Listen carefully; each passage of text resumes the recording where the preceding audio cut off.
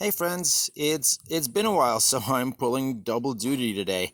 Uh, got two watches. I got this lovely Sea Monster that I made, and I've got a fantastic Vostok K-43 reissue that I've tweaked a little bit. So stick around. You're not likely to learn something, but you might just have fun. Here we go.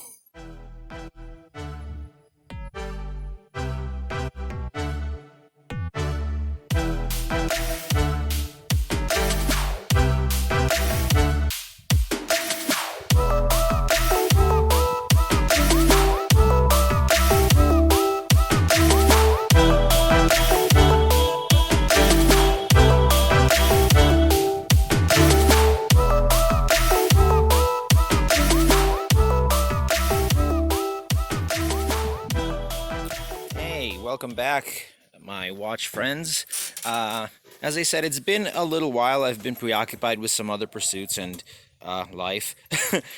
So I haven't had a chance to make a video, and I do have a little bit of a backlog of some projects that I wanted to share with you guys. But since it has been a while, I thought I'd go ahead and present these two pretty quick ones to you guys today. First off is this Vostok K-43. Now, I've said thank you already, and I will again and again say it. My brother-in-law, Greg, who is fantastic, and I kind of got him a little bit addicted to the watch bug, and he was very generous to give me this watch the last time I visited him.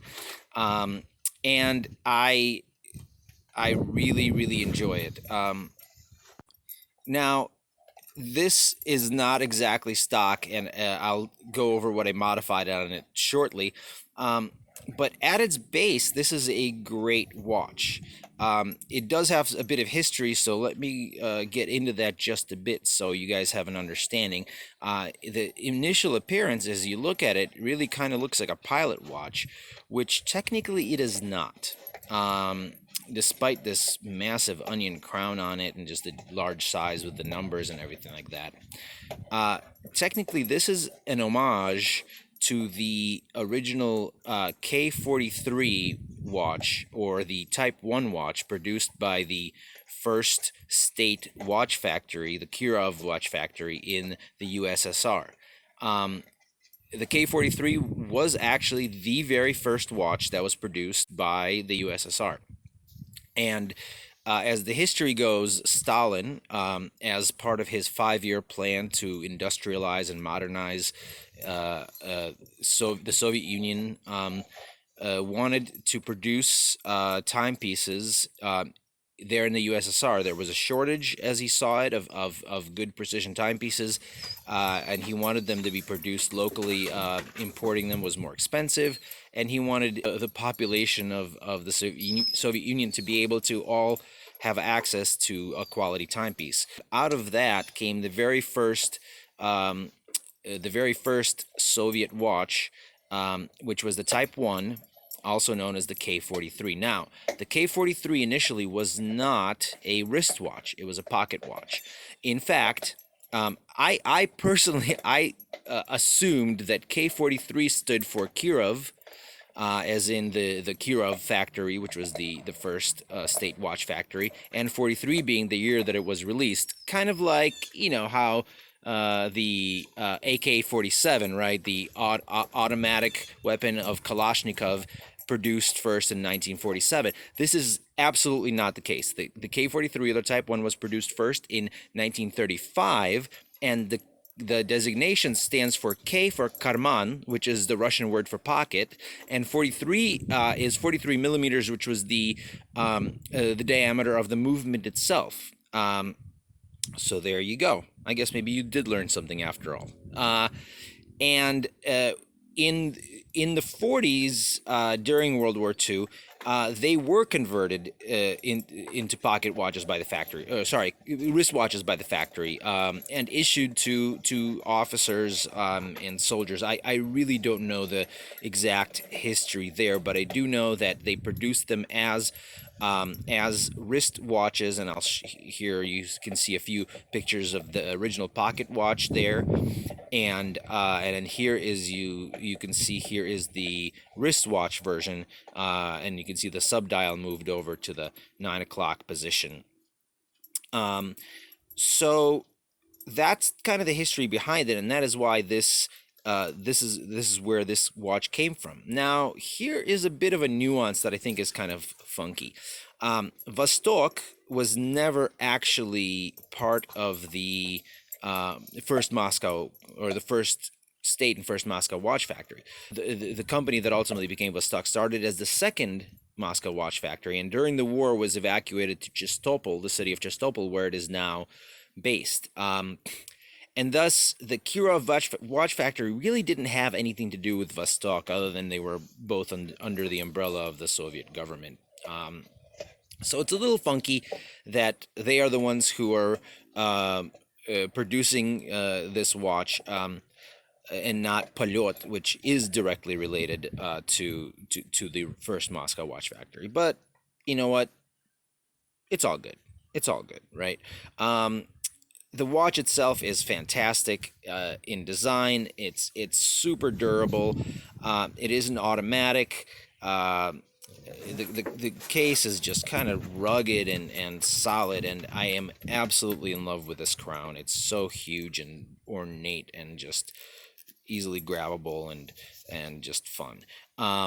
This watch is 42 millimeters, this case, and I got to tell you, I did not think I would be wearing a 42 millimeter, I guess, pilot style watch. I do wear some 42 millimeter divers, but it's a big difference because the dial is much smaller, so the watch doesn't look as big. Usually a watch with this big a dial kind of, I don't like the look of them on my wrist. That being said, this was not the case for this watch at all. It looks right at home on the wrist. Maybe a part of it is that because it is chunky and not flat, it doesn't look like just like a pancake sprawled out on my wrist. It just has a great presence. There's a 6 3/4 inches, and I have spent a lot of time acclimating myself to smaller watches like this 32 millimeter Weiler. Largely because those are the kind of the aesthetic of the watches that I'm in love with, mainly from the mid 30s, I would say, to the mid 50s, generally come in smaller sizes, and I've really come to love the smaller sized watches. That being said, I will repeat again, this one looks fantastic on the wrist. Now, there was only two kind of things that really didn't work for me with the watch, and that was the original hands and the original crystal. The hands were kind of this diminutive. I don't know what the name of the shape is, but here's the picture of it, and it didn't do anything for me, especially considering how the original K-43 military watches, the ones that this is paying an homage to, were mostly using Cathedral hands. The other part was the crystal. It had this flat glass crystal, which didn't really accentuate the case very well, and again, would not have been kind of a true homage to the original, which would have had a domed acrylic or plastic crystal.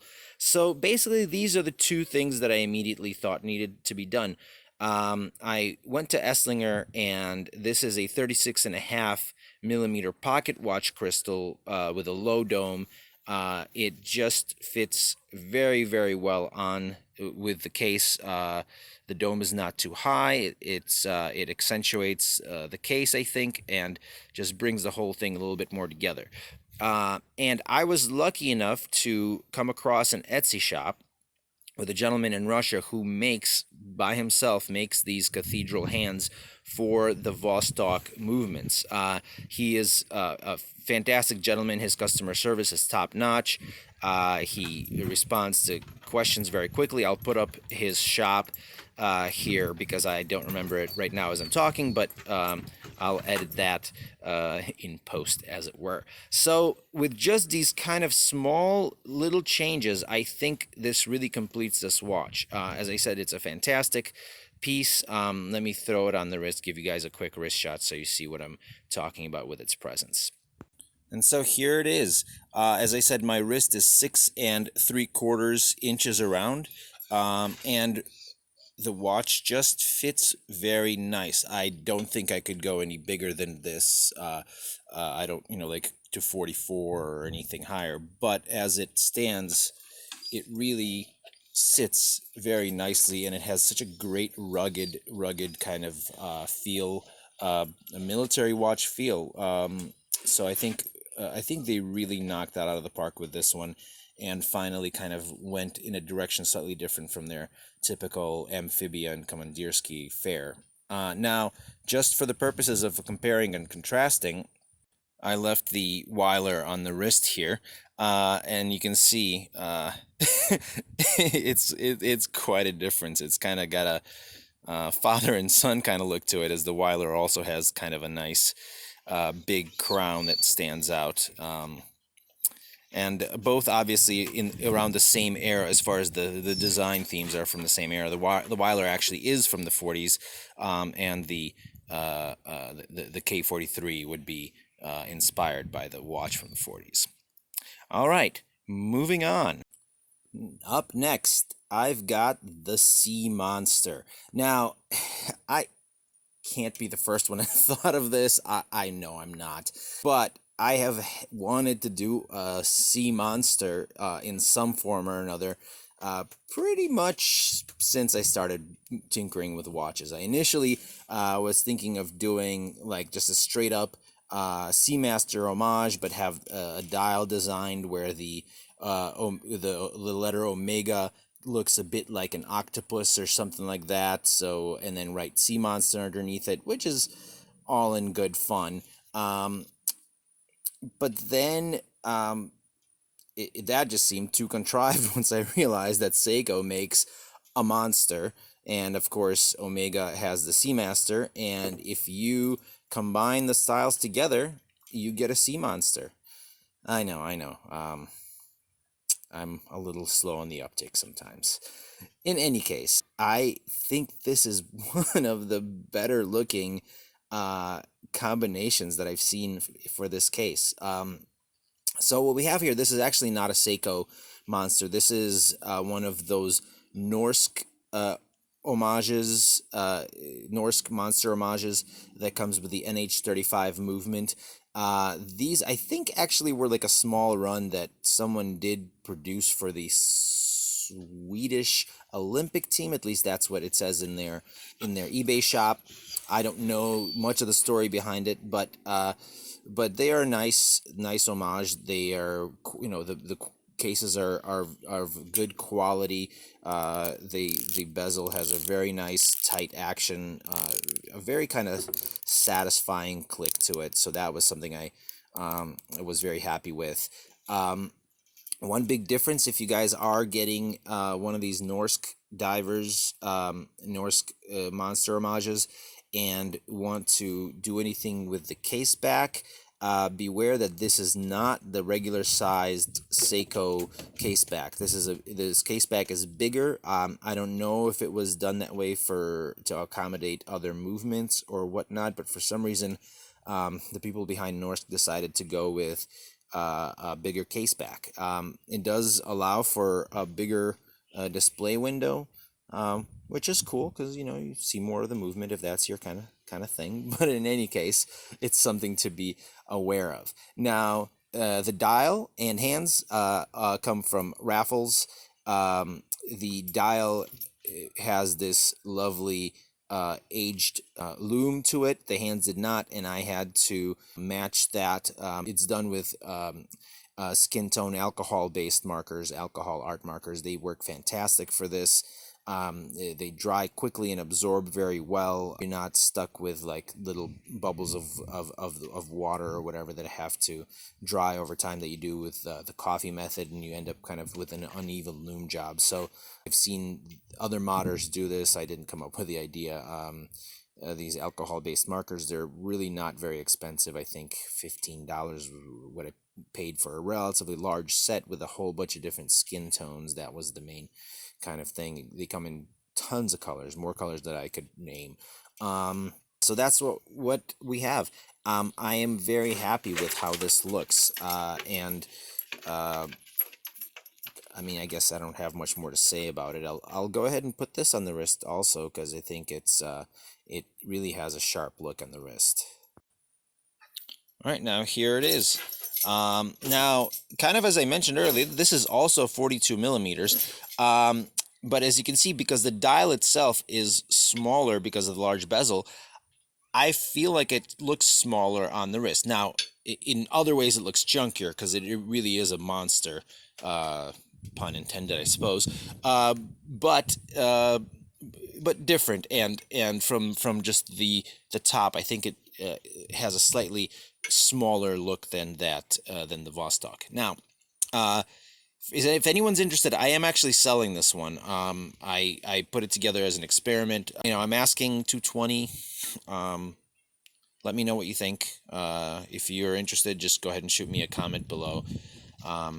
And yeah, so there it is. Just these two guys to show you this lovely sea monster, and of course the K-43. Hope you guys enjoyed it, and cheers.